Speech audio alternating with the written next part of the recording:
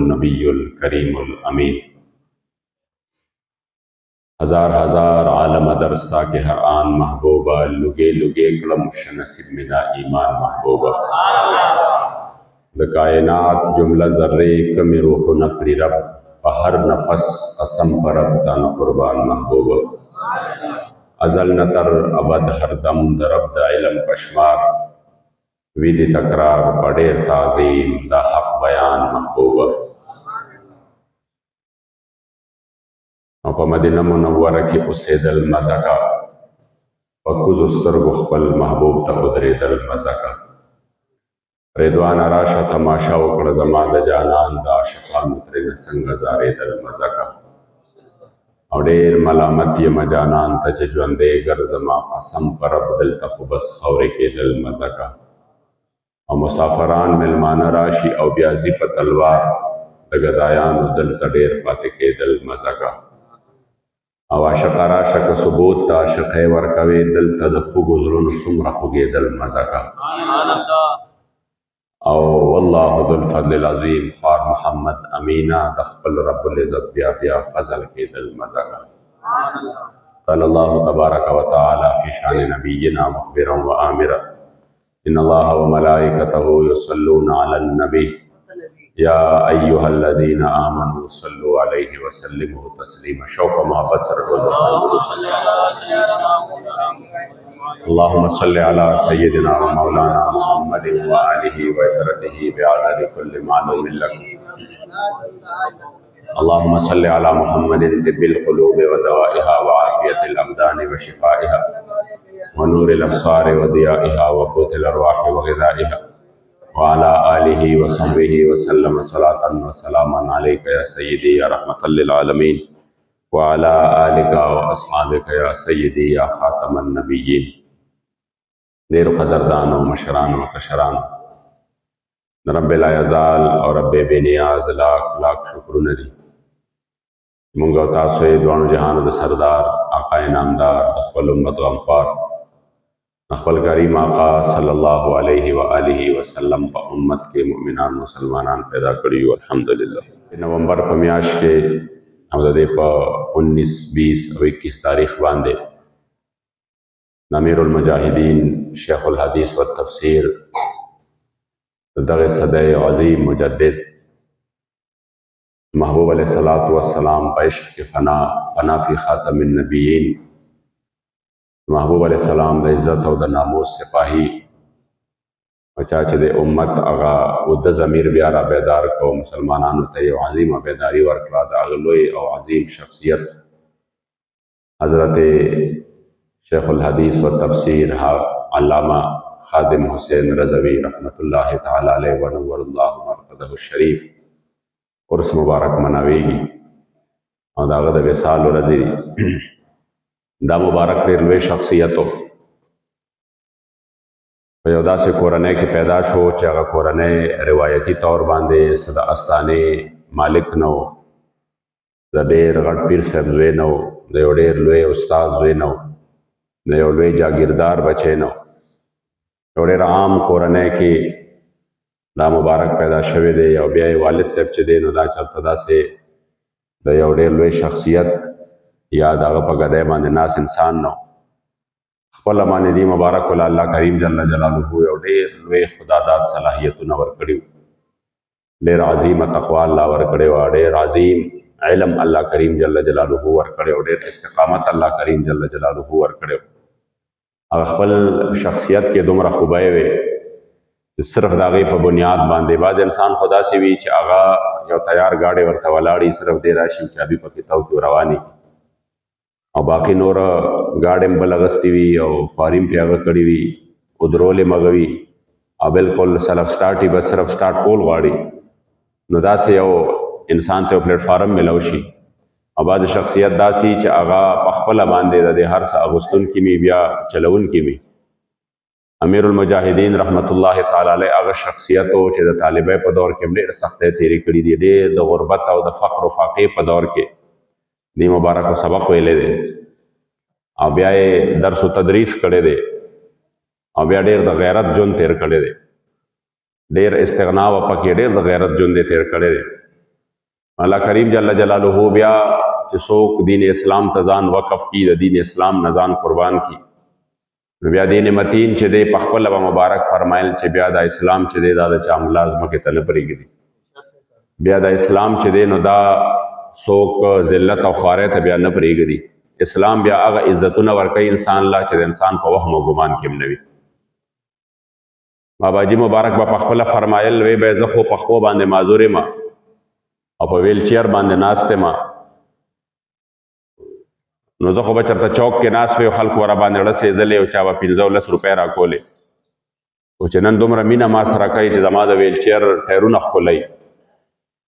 او زما د لاس ښکلولو دپاره بېتابوي د هغې وجه صرف او صرف د محبوب علیه الصلاة والسلام د در د خاورو غلامي ده او دا یو داسې عجیبه بادشاهي انسان له ورکوي چې بظاهره خو انسان ملنګ ښکاري خو دی په باطن کې داسې بېتاجه بادشاه کی چې د ظاهري بادشاهانو بادشاهۍ صرف د خپل طاقته پورې وي د ظاهري طاقته پورې چې کله ورسره پاور وي چوکه ورسره په لاس کې وي فوج او فورس ورسره په لاس کې وي ایجنسۍ ورسره په لاس کې وي د هغې په زور باندې حکومت کوي خو باطني بادشاهت داسې دی چې که ښکاره دغه څیزونه وي او که ني خو په سوونو کاله پس د وفات نه هم د هغه د قبر خاورو ته خلک سلامونه کوي دا هغه باطني بادشاهت دی چې الله کریم جل جلاله بیا قایم کړي د خلکو په زړونو باندې چونکې د مبارک سره خو زموږ ډېر وخت تېر شوی دی او په دې باندې به زه د الله کریم جل جلاله نه ډېر لوی شکر ادا کوم چې رب لا یزال د یو داسې عظیمې هستۍ صحبت موږ ته نصیب کړی دی تاسو یقین وکړئ چې انسان به ورسره کېناسته او څو خبرې به ورسره وشوې نو دته به یقین حاصل شو چې زه نن د الله د ولی سره ناست یم دته به دا یقین حاصل شو چې واقعي هغه اولیاو چې موږ فضایل اورېدلي دي د خلکو نه م اورېدلي دي د هغې له چې الله کوم شان او مرتبې ورکړي دي نو پوخ یقین به دې وشو چې نن زما صحبت حقیقت کې د الله د ولی سره شوی او دا د دې مبارکو یو ډېر لوی کمال و چې الله کریم جل جلاله په هر وصف کې د خپلو خلکو او د خپلې زمانې په خلکو کې یو ډېر بې مثله بې مثاله پیدا کړی چې سخا به دې ورله وکته نو انسان به حیران شو چې د ده نه خو زه بل څوک سخي نه وینم چې عالم به دې وکته چې څنګه طریقه سره به دې مبارکو درس و تدریس کو نو انسان به وی چې د ده نه خو لوی عالم بل نشته د حضور علیه الصلاة والسلام باندې به د عزت او د ناموس کې به د غیرت خبره راغله نو تاسو یقین وکړئ داسې شخصیت و چې یو معمولي وړه خبره هم چې کوم دی نه شو برداشت کولی چې په هغې کې به یو شایبه او شبه د بیا د بیا قدرې وه چې د اسلام دپاره به میدان ته د وتو وخت راغی نو بیا دا نه وی چې زه خو مدرس یم زه خو پیر یم زما کار خو چې کوم دی زه خو امام یم زما کار خو د دې سره دی دغه د بل چا ډیوټي ده بیا به د اسلام دپاره د ټولو نه اول چې کوم دی دا مبارک په دغې وجود په حالت کې د معذوری په حالت کې په میدان کې و نو دې مبارک له الله کریم جل جلاله ظاهره خبره ده په یو داسې وخت کې امت راپاسو چې ډېر عجیب عجیبه سازشونه شروع شوي وو د حضور علیه الصلاة والسلام مبارک نم د خلکو د لرې کولو دپاره او بیا د حضور د عزت او ناموس چې دا کوم اهمیت لري دا میدان د دې د کمولو دپاره ناشنا ناشنا واقعات عام شوي ناشنا ناشنا خبرې عامې شوې وې چا به د بوډۍ والا واقعه وې چې په حضور علیه السلام مبارک باندې به خځلې اچولې چا به وی چې کوم دی حضور علیه السلام به دشمنان معاف کول نو ګستاخان هم معاف کړئ تاسو داسې نران رالی چې تاسو هغې چې کوم دی نه معاف کوئ په داسې داسې خبرو باندې امت مسلمه د حضور علیه السلام مبارک نه لرې کو او همدارنګې په یو داسې ټایم کې چې د دې ملک اکثریت چې کوم پړه لیکه طبقه و بیا په پړه لیکه کې هغه طبقه چې هغه مذهب پسند و مونږ به د هغې د خولې نه هم اورېدل هلته به امریکې خپل پوره اخري ظلم وکړه په ټولو اسلامي ممالکو باندې افغانستان به تباه و برباد شو د هغې په ظلم باندې هر یو نوې چې کومه اسلحه به هغې تجربه کول هغه به هلته تجربه کړه عراق یې چې کوم دی لوټې لوټې که شام او یمن یې ټوکړې ټوکړې که خو زمونږ د خولې نه به صرف یو الفاظ و چې اسلام خو ډېر د امن درس ورکوي اسلام کې مونږ د جهاد ذکر هم نشو کولی د تلوار ذکر هم نشو کولی، بلکې مونږ به په دې باندې یریدو که مونږ د تلوار ذکر وکړو نو خلک به وایي چې دا خو دهشتګرد دي. نو لہذا موضوع به صرف دا وه چې دا یعنی مونږ کټ کیدم ټوکړي کیدم، د هغې باوجود مونږ چې وو دا دهشتګرد وو، د هغې باوجود مونږ ظالمان وو، او هغه چا چې وجلو هغه ظالمان جوړ نشو او مونږ مظلومان جوړ نشو. په داسې حالت کې چې یو عجیبه غونده کې سحر د عالم کفر دغه الیکارو په د امت مسلمه باندې داسې راخور کړی چې د هغې د ختمېدو څه ښکاره طور باندې څه قسمه ګنجایش نه و چې انسان ویلی وي چې دا به ختم څنګه شي. یو دا او دویم دا چې مسلمانان د نظام نه دومره لرې کړي وو چې د نظام خبره به چا د سره کولی نه شوه. اسلام نوم د دې جوړ شوی او بیا اهل سنت ځان دې ته راجوړ کړی و چې بس که مونږ به مړو پسې خیراتونه کوو دا زموږ د ژوند مقصد دی، او کال کې به یو میلاد کوو او همدغه رنګې چې کوم دی څلوېښتی او په دې باندې به ټول عمر تقریرونه کوو او د دې په اثبات باندې به خپل په طرح کې کتابونه ګرځو. بس دا د ژوند مقصد دی او دا د اسلام د ټولو نه لوی چې کوم دی څه دی د اسلام د ټولو نه لوی په دې ټایم کې زموږ دپاره چې کوم دی یو څه دی یو درس دی چې بس مونږ دا کوو دا خدمت دی د اسلام وبشي. په یو داسې وخت کې هغه مبارکو د قوم لا د نظام اسلام ذهن جوړ کړ او دا د ټولو نه لوی د دې مبارکو خصوصیتو یو شخصیت. ما ته به والد صاحب مبارک اکثر دا خبره کوي وی چې باباجي صاحب مبارک به فرمایل خپل نیکه مبارک عاشق صادق یاره که ماله الله اتلس کسه مخلصین راکړه نو زه به په دې وطن کې د اسلام به انشاءالله نافذ شي. که ماله الله دې وطن کې اتلس کسه مخلصین راکړه نو په دې وطن کې به اسلام نافذ شي. نو ما به سوچ کو چې په 3 کروڑو کې به په 23 کروڑو کې به 30 کروڑه کې به 10 کسه څه وکړي چېرته 30 کروڑه بیا په هغې کې بیا داسې نظام چې د هغې د کم وخت نه جړې مضبوطې دي او انګریز مضبوطې کړي دي دا د جړو نه راوښکل او دلته د اسلام جنډه ودرول دا به څنګه وشي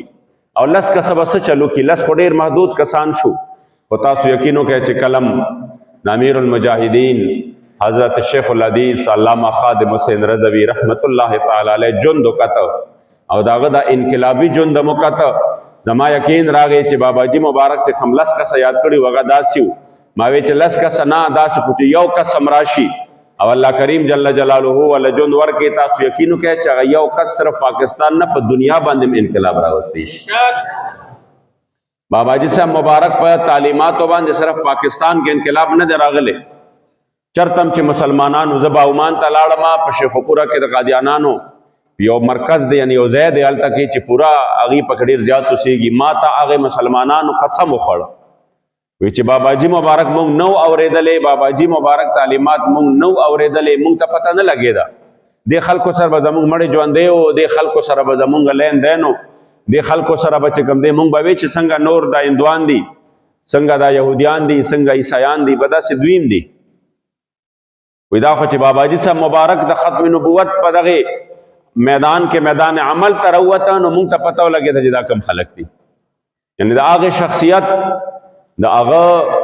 یو داسې جامع شخصیت و چې الله کریم جل جلاله والا ډېر لوی اوصاف ورکړي وو اوصاف حمیده او بیا عزتمندو په یو داسې وخت کې چې خلکو د دغه سحر نه راوتی نشو چا د حضور د تلوار ذکر نشو کولی چا د جهاد فی سبیل الله ذکر نشو کولی چا دا نشو ویلی چې اسلام ته همیشه د تلوار ضرورت دی او د اسلام دا ونه داسې ده چې دې ته همیشه د وینې ضرورت دی چې تر څو پورې مسلمانان دې له خپله وینه ورکوي او تر څو پورې مسلمانان په غیرت باندې ولاړي اسلام داسې د غیرت والا دین دی چې دا دین بیا ملازمکې ته نه پرېږدي بلکې په یو لنګ کې پتا باندې قیصر او کسرا خزانې او د هغوی هغه ټول سوپر پاور دړې وړې ستا قدمونو له بیا راولي او دا صرف خبرې نه وې دا خو خلکو په سترګو وکته ټول خلک یو شو ټول عالم کفر هم یو شو او ورسره د هغې غلامان چې کوم مسلمانانو هغې هم یو شو چا اډې ورکړې چا طاقت ورکه چا افرادي قوت ورکه چا خاموش حمایت ورکه چا ښکاره ورکه یو طرف ته د اسلام بچي د بې سر و سامانۍ په حالت کې د افغانستان په ځمکه باندې چې دا د عالم کفر د هغې د ټولو تجزیې وې چې په شمار باندې او 1,000 نه زیات نه دي 70,000 نه زیات نه دي، یعنی کم دي د دینه.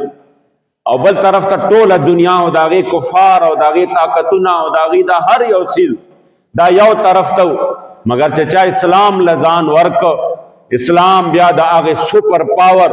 د هغې پوځې په خاورو کې راښکلی او خپلو بچو لی چې کوم دی په دې 14,500 کاله پس هم عزت ورکړه. دا عزتمندو اسلام یو خپل طاقت دی. خدا خبرې چې وې دا به محض د یو یعنی افسانه شانتې ښکارېده، چا به وې څنګه داسې کیدی شي په هغه ټایم کې، ځکه چې دا هر چا ذهن دا و چې مړه اوس خو دور چې دی نو دا د ټکنالوژي دی، اوس خو به خلک زرګونو کیلومیټره لرې ناست دي او هلته نه به هغه څه کوي، هغه بټنې وایي او دلته به میزایل راځي او دا ځای به تباه کېږي. اوس خو جهاد چې کم دی نو هغه به په دغه طریقه باندې کېږي. دا جذبه شوه او دا ایمانی غیرت شو، دا خبرې شوې، یعنی دا به هغې ته یو افسانې شانتې ښکاره کېدلې. په دغسې ټایم کې هم امیر المجاهدین دومره کامل یقینو په الله او د هغه په رسول باندې او په اسلام باندې چې په دعوې سره به وي چې اسلام خپل طاقت لري، اسلام خپل قوت لري. که نن هم مسلمان د اسلام په طاقت باندې ځان اسلام لور کی نو کلم چې حریم آقا مبارک بدر ته او صحابه ته وی چې بدر ته تلل دي، آیا لاړ شو که لاړ نه شو؟ یو صحابي هم دو نه وی. قسم په خدای د انسان حیران شي. دا د غیرت والا کلمه، دا د غیرت والا کلمه چې د حضور علیه الصلاۃ والسلام مبارک صحابي ویلې ده. عبدالله ابن مسعود رضی الله تعالی عنہ فقیه صحابي دی، محدث دی او یو ډېر عظیم لوی عالم دی چې لوی لوی صحابه به د در ته ناستو، د ده نه به زده کړه کوله. مبارک فرمایي چې دا یوه جمله چې د حضور غلام حضور ته کړې ده او ورته فرمایلی دي چې یا رسول الله اته تورې دي او په دې باندې موږ نه غواړې چې موږ د دومره لوی لښکر سره وجنګېږو، نو تاسو موږ نه مشوره غواړئ. حضرت مقداد سوی عبدالله ابن مسعود به فرمایل وی زما د ټول عمر عبادتونه، زما د ټول عمر درسونه، زما د ټول عمر د حدیث درس او زما فقاهت، زما د هر څه دا د حضرت مقداد د یوې جملې نظر او قربان شاه چې کومه جمله د حضور علیه السلام مبارک ته وې کاش چې دا هر څه معلوږي او لوخړه کړې وې د دغه یوې جملې نه، او دا جمله ما حضور علیه السلام مبارک ته ویلې وې چې کومه مقداد بن اسود زما کریم آقا مبارک ته وکړه. ورته وی یا رسول الله زمونږ رای غواړې د ستاسو مبارکو دا خیالي چې صحابه په زړه کې دا وي چې موږ سره خو د جنګ دپاره تور هم نشته پوره، چې تورو باندې جنګ وکړو نو جنګ به څنګه کوو،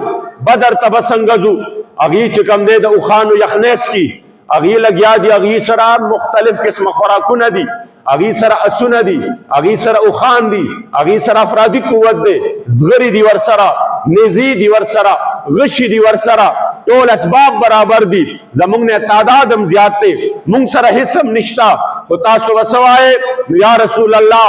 زمونږ چې کوم دی جذبات دا دي چې تاسو حکم کوئ والله چې مونږ به ستاسو نه غیر چاپېره جنګېږو. او دا خو بدر دا دی مخامخ دی، نن هم قسم دی چې انسان بدر ته ځي په ګاډي کې د ده ملا درد وکړي، ملا دومره لوی مزل دی. بدر خدا دی مخامخ دی، یا رسول الله حکم وکړه ستاسو په حکم باندې به مونږ خپل اسونه په سمندرونو باندې ور واچوو. عزتمندو دا جذبه ده چې دا جذبه امیر المجاهدین رحمت الله تعالی علیه دې قوم له ورکړه. د حضور علیه السلام د دین دپاره د بې سر و سامانه حالت کې ودرېدل، او دا یو داسې جذبه ده چې والله العظیم یو داسې عبادت دی چې د دې عبادت دپاره حضرت عمر فاروق صاحب هغه شخصیت دی چې جانان فرمایي چې د اسمان د ستورو عمره د ده نیکی دی، د مخلوق د شمار نه بهر دی، خالق ته پته ده چې څومره دي. هغه شخصیت به فرمایل چې کاش زما دا ټول عبادتونه او دا نیکی دا د سیدنا ابوبکر صدیق دی، هغه یوې شپې د یو ساعت نظار شه چې کوم ساعت ابوبکر صدیق د حضور علیه السلام د عزت او ناموس د حفاظت دپاره په غار ثور کې تیر کړی دی. غار ثور ته نن هم چې انسان ځي اول په ټکسي کې لاړ شي، د ټکسي مزلو کې د هغې نه په ځوانان چې دی په لاره کې څه کوي، لس لس دمې کوي، او هغې چې کوم دی ډېر خلک واپس شي په یو داسې حال کې چې باقاعده طور باندې پوړۍ جوړې شوي دي، باقاعده طور باندې ته خو شوق کې په مینه کې چې دلته زما محبوب علیه السلام تللی حضور نه خو مکه معظمې غوندې ښار پاتې کېده. ام القرا په کلو کې د ټولو نه لوی کلی پاتې کېده،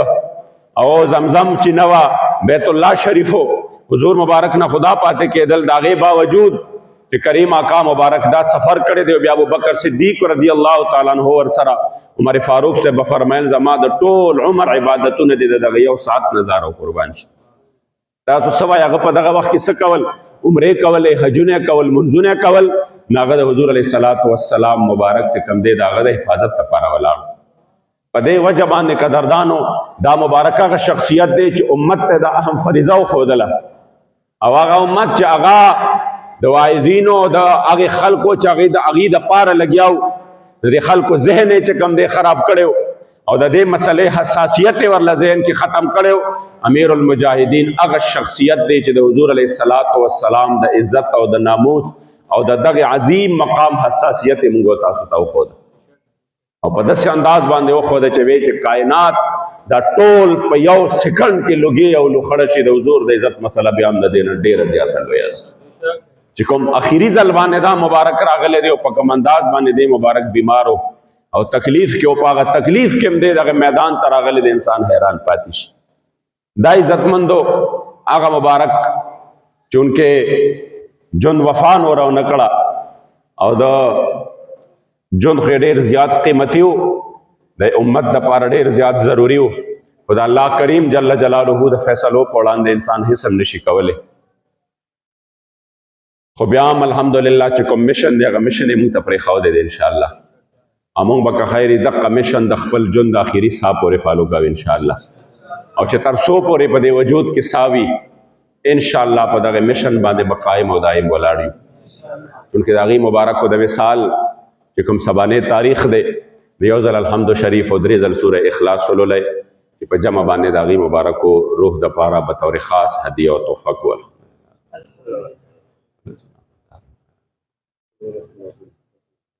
صمد لم يلد ولم يولد ولم يكن له قل والله احد الله الصمد لم يلد ولم يولد قل والله احد الله الصمد. امين. الحمد لله رب العالمين والعاقبة للمتقين، الصلاة والسلام على خير خلقه سيدنا محمد وآله وأصحابه أجمعين. اللہ کریم جل جلالہ سورہ فاتحہ سورہ اخلاص میں تلاوت کم واضح و نصیحت و شکل عظیم و دربار کی قبول و منظور کی ثوابون دوان جان و سردار آقا انعامدار دخل امت غمخوار دخل کریم آقا صلی اللہ علیہ وآلہ وسلم پر روح اقدس پسے ہدیتاً تحفتاً تعظیماً پیش کو داغی روح مبارک بڑی دیر خوشحالک نبی مبارک والدین کریمین جملہ انبیاء کرام مزاجر طہارات صحابہ کرام تابعین و تبع تابعین سلاسل اربع صاحبان سید ثقلین بالخصوص بابا جی سے مبارک تا حضرت خلیل امیر المجاہدین رحمت اللہ تعالی علیہ تا بل بابا جی تا بابا تا دے ٹولے وقرے تا سمرہ مشران و کشران چی دنیا نہ رحلت کرے تے توفتن پیش کو خیر ٹولا روح پہ خوشحالک یا اللہ کریم جل جلالہ آغی مبارک ہو چپا کم مشن کے خپل شپے ورد سوا کرے وے خدای کا خپل جند آخری صاحب اور پاوے من مت استقامت نصیب کا یا اللہ کریم آغی مبارک ہو چپا کم حسرت و ارمان سر دنیا نہ لاڑل چیز پدے وطن کے حضور علیہ السلام دین پر تخت باندے اوینم خدای پاک دا حضور دین تخت راوالا یا اللہ کریم جل جلالہ اسلام نافذ کا پدہ ملک اور بیدارنا خدای پٹول دنیا باندے خورکا یا اللہ کریم جل جلالہ آغا کم مشن کہ مونږ ته د تحریک لبیک په صورت کې پرېښودی دی خدای پاک مولا په ډارتوب سره په اخلاص سره په استقامت سره دغه مشن سره همیشه ملګرتیا نصیب کا او یا الله کریم جل جلاله د هغې عظیم شخصیت د فیض نه مونږ مستفیض ولره خدای پاک د هغې د فیض نه مستفیض ولره اولاد ته خدای پاک ډېر د خیر او د برکت او د خوشحالو ژوند ورکړه حاجي آباد شریف خدای په دین باندې قایم او دائم او آباد ولره